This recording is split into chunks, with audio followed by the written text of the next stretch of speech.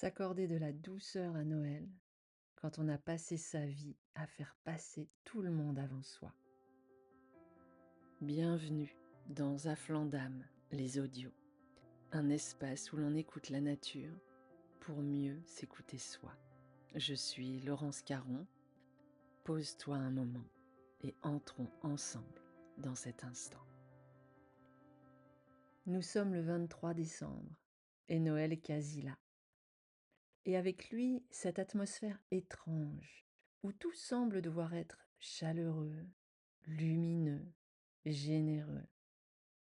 Alors que toi, tu es déjà un peu fatigué, avant même que tout soit prêt. Fatigué, mais fonctionnel.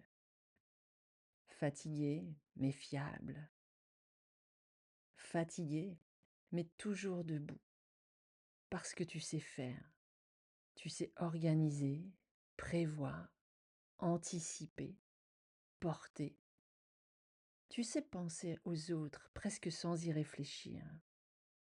C'est devenu un réflexe, un automatisme, une seconde nature. Et comme toutes les secondes natures, ça ne se questionne plus. À cette période de l'année, cette compétence devient presque une injonction sacrée. Il faut que tout soit bien. Il faut que tout le monde se sente bien. Il faut maintenir la paix, la tradition, le lien, l'émotion juste. Et toi, au milieu de tout ça, tu assures encore.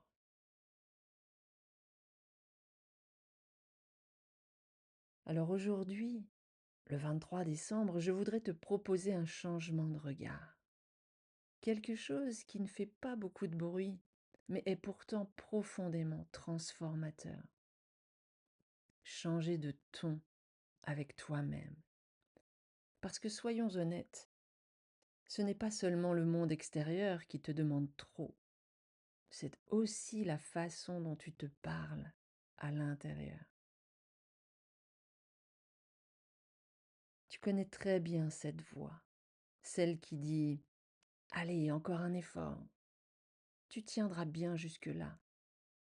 Tu ne vas quand même pas te plaindre. Ce n'est pas le moment d'être faible. » Cette voix n'est pas méchante, elle est professionnelle, efficace, un peu brutale parfois, c'est vrai.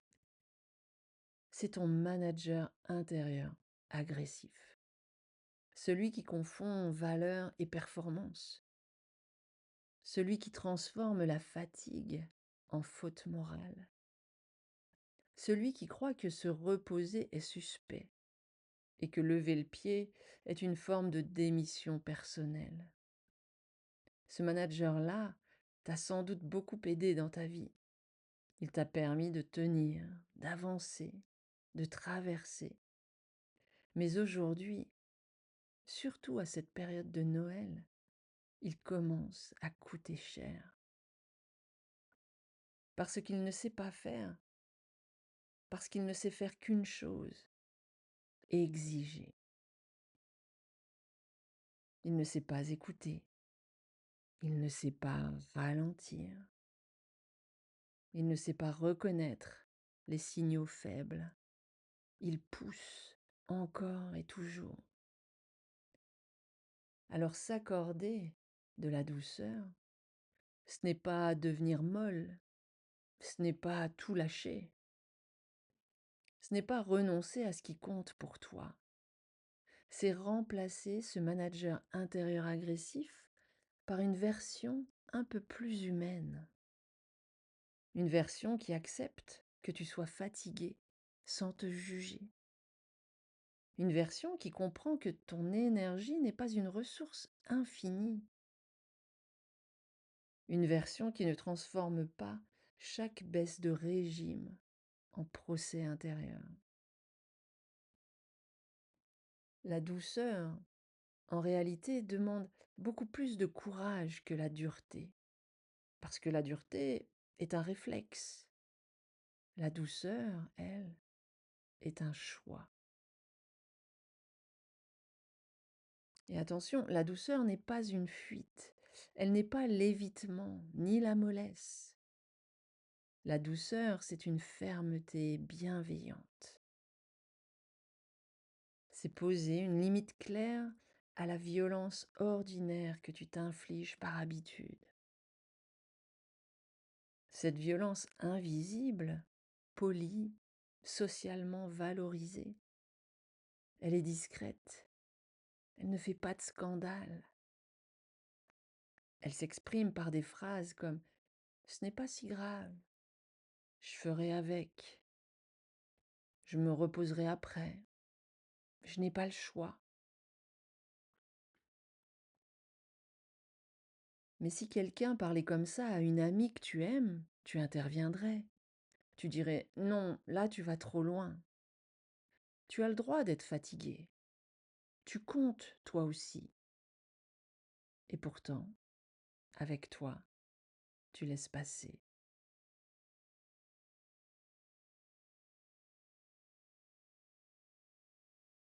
Alors peut-être que la douceur commence là, se traiter avec le même soin que tu traiterais une amie un peu paumée. Une amie, quand elle est fatiguée, tu ne lui fais pas un PowerPoint sur les manquements. Tu ne lui dis pas qu'elle aurait dû mieux s'organiser. Tu ne lui demandes pas de faire un effort de plus. Tu t'assieds à côté d'elle, tu l'écoutes, tu lui proposes un thé, tu acceptes qu'elle n'aille pas bien sans vouloir la réparer immédiatement. Alors pourquoi est-ce si difficile de t'accorder ce même regard?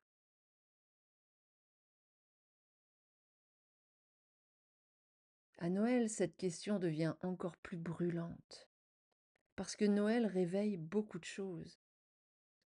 Les souvenirs, les absents, les attentes, les rôles que tu joues depuis des années.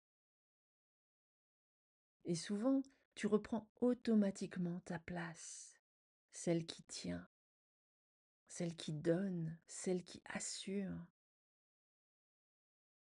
Mais peut-être que cette année, la douceur consisterait à bouger légèrement les lignes, pas à tout renverser, mais juste à un peu desserrer, à accepter que la maison ne soit pas parfaite, que le repas soit bon, pas spectaculaire, que l'ambiance soit vraie, pas idéalisée, que les silences existent, que tu sois présente, mais pas sur tous les fronts. La douceur, c'est aussi apprendre à changer le ton de ton dialogue intérieur, passer d'un langage militaire à un langage humain, remplacer le «il faut» par «j'ai besoin», remplacer le «je dois» par le «je peux». Et oui, ça demande un apprentissage, parce que tu as été longtemps valorisé pour ta capacité à faire passer les autres avant toi. C'est une qualité, c'est indéniable, mais ce n'est pas une obligation à vie. Tu as le droit aujourd'hui de te demander: «De quoi ai-je besoin là, maintenant?» Sans t'excuser, sans te justifier, sans minimiser. La douceur peut être très concrète. Ce n'est pas forcément une grande décision, c'est parfois un geste minuscule mais radical. Par exemple, t'asseoir quand tu es fatigué, dire non sans argumenter, laisser quelqu'un d'autre faire à sa façon, même si ce n'est pas exactement comme tu l'aurais fait. C'est aussi accepter que tu n'as pas apporté la joie de tout le monde. Tu n'es pas responsable du bonheur collectif. Tu n'es pas le pilier invisible de la fête. Et puis, remettons calmement les choses à leur place. Le monde survivra très bien si tu lèves un peu le pied. Il continuera de tourner, étonnamment indifférent à ton surmenage. Toi, en revanche, si tu ne lèves jamais le pied, tu risques de ne pas toujours tenir. Et ça, ce n'est pas une faiblesse, vois-tu, c'est une réalité humaine.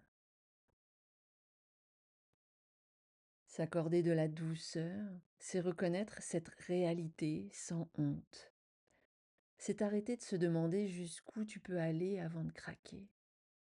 Et commencer à te demander jusqu'où tu peux aller en restant vivante, présente, respectée par toi-même.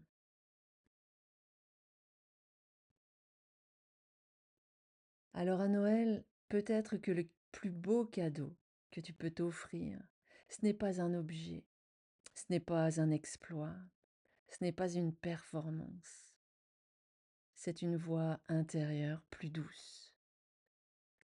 Une voix qui ne te pousse pas sans cesse, mais qui te soutient, qui te parle avec un ton plus lent, plus chaud, plus respectueux.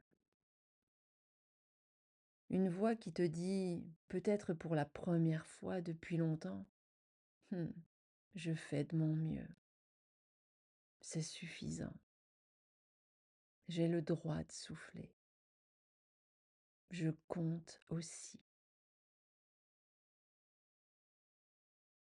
Et même si cette voix te semble étrange au début, même si tu as du mal à y croire, elle est là. Elle attend juste que tu lui fasses un peu de place. C'est peut-être ça finalement, s'accorder de la douceur. Pas changer de vie, pas devenir quelqu'un d'autre, mais changer de regard sur toi. Et pour une fois, te parler comme quelqu'un qui mérite d'être traité avec soin, même à Noël, et surtout à Noël.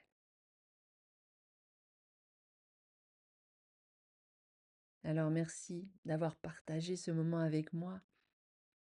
Prends soin de toi et n'oublie pas, la douceur n'est pas un luxe.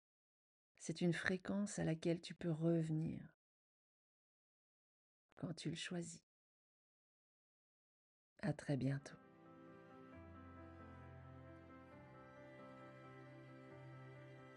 Merci pour ton écoute. Prends soin de ton rythme, de ton être. Et je te dis à très bientôt pour un nouvel instant à flanc d'âme. Tu peux aussi me retrouver dans la version écrite où je partage des mots, des réflexions et des respirations.